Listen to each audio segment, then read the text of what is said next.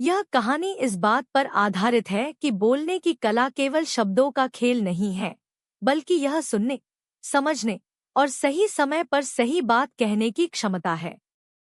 प्रभावी संवाद के लिए जरूरी है कि हम धैर्य से सुनें, सोच समझकर बोलें और आत्मविश्वास बनाए रखें।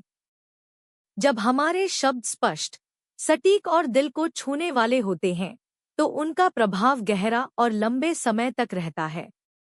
एक छोटे से गांव में अर्जुन नाम का एक युवक रहता था। अर्जुन मेहनती और ईमानदार था, लेकिन उसे अपनी बातों को प्रभावी ढंग से व्यक्त करने में कठिनाई होती थी।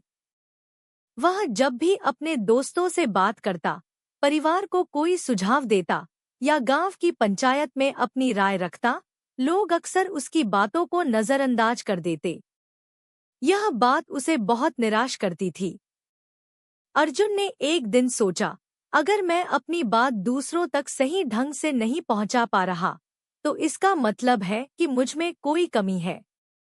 मुझे इसे सुधारना होगा, लेकिन यह समझ नहीं आ रहा था कि इसकी शुरुआत कैसे की जाए। गांव के लोग रामदास जी का बहुत सम्मान करते थे।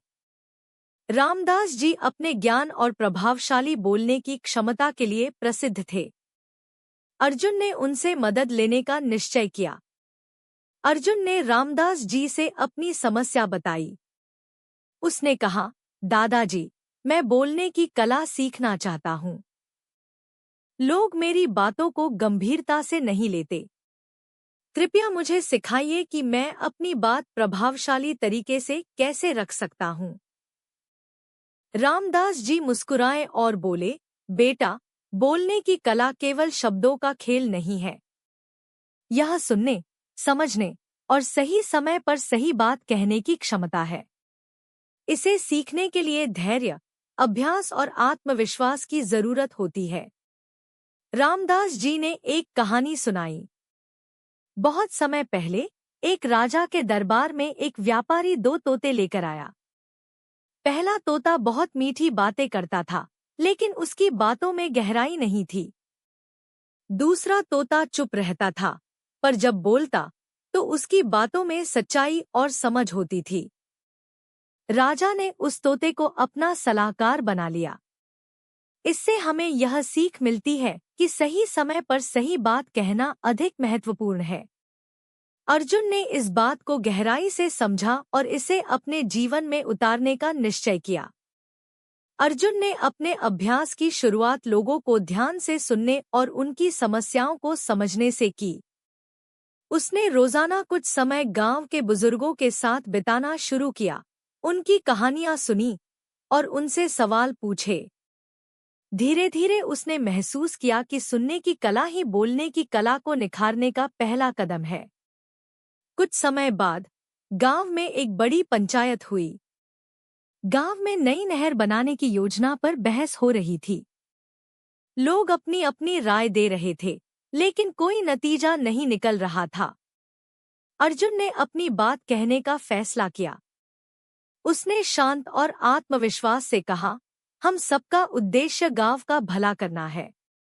अगर हम एक दूसरे की बात सुनेंगे नहीं, तो हम कभी सही निर्णय पर नहीं पहुंच पाएंगे। उसकी बातों में स्पष्टता और संयम था, जिसने सबका ध्यान खींचा। पहली बार लोगों ने उसकी बातों को गंभीरता से लिया। पंचायत ने नहर के निर्माण की जिम्मेदारी अर्जुन को सौंपी। यह उसके लिए एक बड़ा अवसर था, लेकिन चुनौतीपूर्ण भी। अर्जुन ने गांव के लोगों से बातचीत की, उनकी राय को समझा और सभी को साथ लेकर चलने का प्रयास किया। नहर बनाने के दौरान कई मुश्किलें आईं। कभी फंड की कमी हो जाती, तो कभी मजदूर काम छोड़ देते। गांव के कुछ लोग उसकी आलोचना करने लगे, लेकिन अर्जुन ने हार नहीं मानी। उसने धैर्य और अपने शब्दों के प्रभाव से सबको समझाया। उसने गांव वालों को यह यकीन दिलाया कि अगर वे एकजुट होकर काम करेंगे, तो यह योजना सफल होगी। कुछ महीनों की मेहनत के बाद नहर बनकर तैयार हो गई। गांव के खेतों में पानी पहुंचा और फसलें लहलहाने लगी। लोगों को यह एहसास हुआ कि अर्जुन का नेतृत्व और उसकी बोलने की कला ने इस असंभव काम को संभव बना दिया। अब अर्जुन केवल एक मेहनती युवक नहीं रहा, बल्कि एक प्रभावशाली वक्ता और समझदार नेता के रूप में जाना जाने लगा। गांव के लोग न केवल उसकी बात सुनते थे, बल्कि उसका सम्मान भी करते थे। उसने यह साबित कर दिया कि सही दृष्टिकोण, धैर्य और आत्मविश्वास से किसी भी बाधा को पार किया जा सकता है। दोस्तों, इस कहानी से हमें यह सीख मिलती है कि जिंदगी में हार मानना कभी भी समाधान नहीं है। चाहे कितनी भी मुश्किलें आएं, अगर हम धैर्य और आत्मविश्वास बनाए रखें, तो हम हर बाधा को पार कर सकते हैं। बोलने की कला सिर्फ शब्दों को बोलना नहीं है। यह सही समय पर सही बात कहने, सुनने और समझने की क्षमता है।